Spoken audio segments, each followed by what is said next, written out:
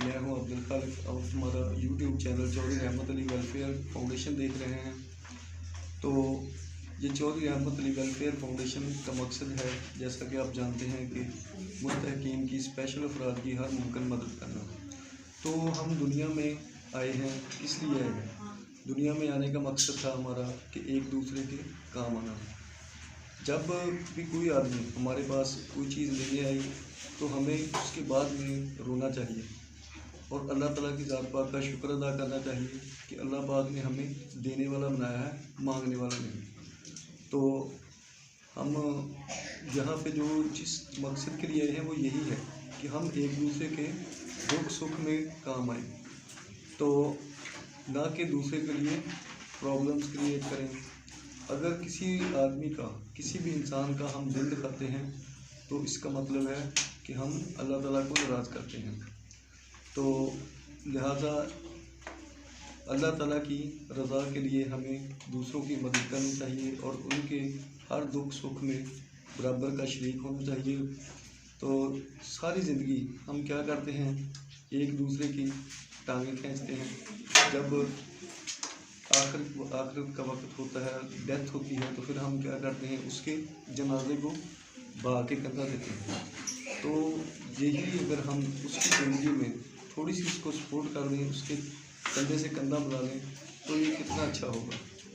तो लिहाजा अल्लाह पाक ने इंसान को दुनिया में इसीलिए भेजा था ताकि वो एक दूसरे के दुख सुख में काम आए। अगर इबादत सिर्फ़ और सिर्फ मकसद होता तो अल्लाह ताला के पास फरिश्ते बहुत ज़्यादा थे इबादत के लिए। अल्लाह ताला को हमारी इबादतों की इतनी ज़रूरत नहीं थी, लेकिन यहाँ पे हमें इसलिए भेजा गया, ये दुनिया है और ये हमारा इम्तिहान गाह है। हमें यहाँ पे इम्तिहान देना है और आखिरत की तैयारी करनी है। आखिरत की तैयारी इसी में है जब हम एक दूसरे के शाना बशाना खड़े होंगे। तो मुअज़्ज़ज़ सामीन, बेहतरीन ज़िंदगी गुजारने के लिए यही है कि हम एक दूसरे के काम आएँ, और जो लोग एक दूसरे के काम आते हैं वो मर कर भी ज़िंदा रहते हैं। आप अब्दुल सत्तार इद्दी साहब को देख लें कि उन्होंने क्या किया। जितने भी लवाहकीन थे जिनका कोई दुनिया में नहीं था, उनका इद्दी था। तो हमें अपने हुज़ूर पाक सल्लल्लाहु अलैहि वसल्लम की ज़िंदगी से देखना चाहिए कि उन्होंने कभी भी किसी को बुरा भला नहीं कहा। लोगों ने आप सल्लल्लाहु अलैहि वसल्लम को बहुत ज़्यादा तंग किया, लेकिन आप सल्लल्लाहु अलैहि वसल्लम ने कभी भी किसी को बददुआ तक नहीं की।